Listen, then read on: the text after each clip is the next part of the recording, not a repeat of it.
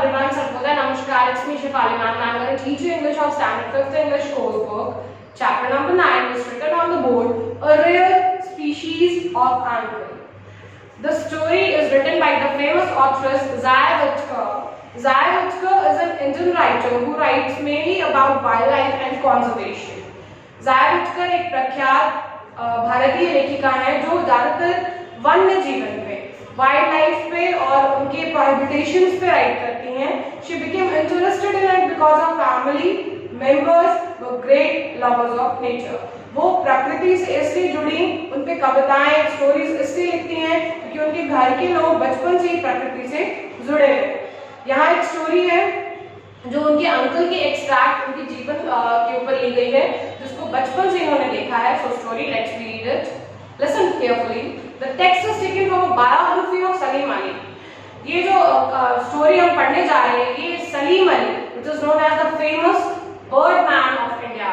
इन्होंने अपनी जिंदगी में बहुत सारी चिड़ियों को जीवन दान दिया है.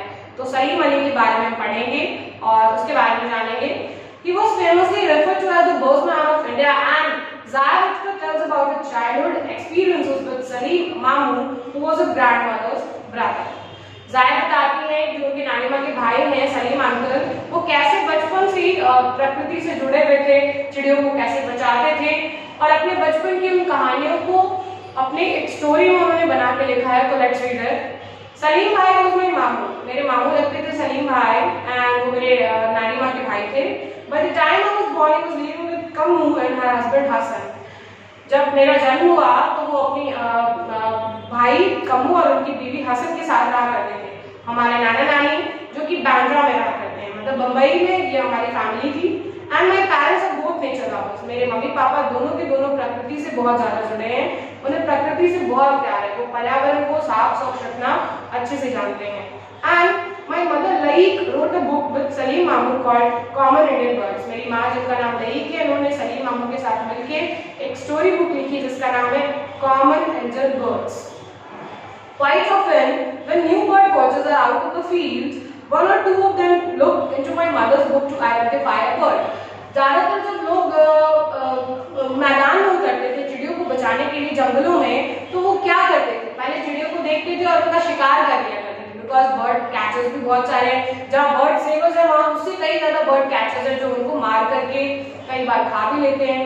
सो my brother, sister and I grew up in a nature friendly atmosphere. मेरे भाई और मैं और मेरी बहन हमेशा प्रकृति के सानिध्य में पले बड़े हैं, मतलब प्रकृति की गोद में खेले हैं usually. And at dinner we often heard words like habitat and ecosystem. जब रात हुआ करती थी डिनर के टाइम पे हम हमेशा इकोसिस्टम के बारे में पढ़ा करते थे.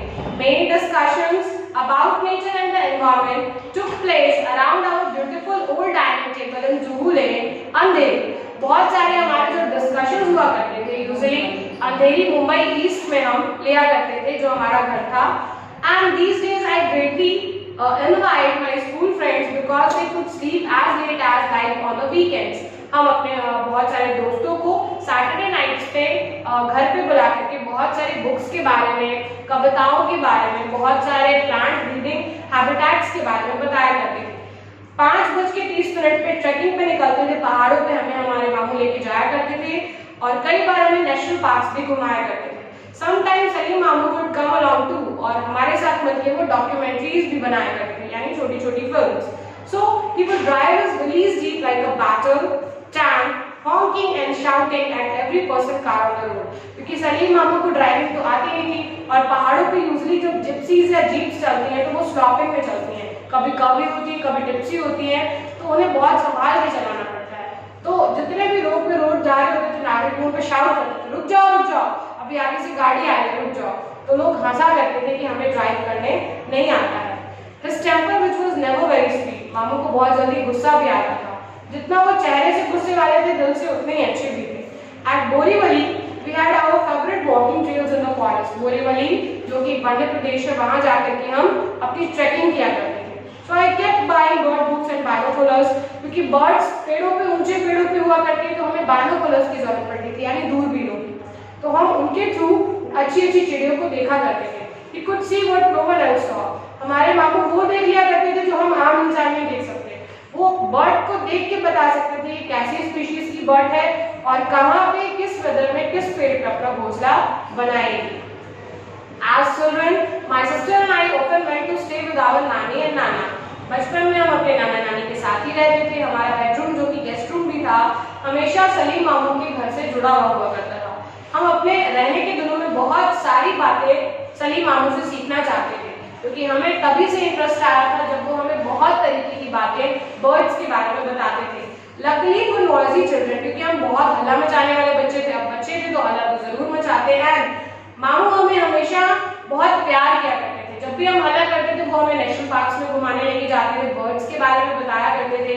And whenever he was sad, Salim Mamu always had a small army of followers, many of them children interested in wildlife. जब भी कभी हम सलीम मामू के घर जाते थे वहाँ पे पहले से बच्चों की मंडली बैठी होती थी और सबके सब कोई पूछता था ये चिड़िया कैसी रहती है, ये चिड़िया के कलर्स कैसे हैं, तो वो सबको बहुत प्यार से एक एक करके बताया करते थे। But most of all, I remember the joy on his face when he was looking at a bird. मैंने हमेशा उनके चेहरे पे देखा है जब भी वो किसी चिड़िया के बारे में पढ़ते थे या उसे देखते थे या उसके बारे में बताते थे वो बहुत खुश हो जाया करते थे। It didn't have to be a rare or colorful one. Matter ये नहीं करता था कि चिड़िया खूबसूरत है कि नहीं, मैटर ये करता था कि वो अच्छे से जिंदा रह पाएगी कि नहीं, उसकी स्पीसीज जो उसकी प्रजाति है वो खत्म हो तो नहीं जाएगी। Because some days back guys, sparrows जो हमारे यहाँ पाई जाती है बहुत कम तादाद में हो गई हैं, लोग उन्हें बचा नहीं पाते हैं बिकॉज वो कई बार बिना प्यास के पानी ना मिलने के कारण मर जाती है, कई बार फूड प्रोवाइड नहीं होता है, कई बार बड़ी बर्ड्स उनको खा जाती है। तो हमारा कर्तव्य बनता है कि जब भी गर्मी का सीजन आए या समर सीजन आए तो हम अपने छत पे एक ट्रे में वाटर उनके लिए कम से कम रखते हैं ताकि वो आकर के पानी पी सके।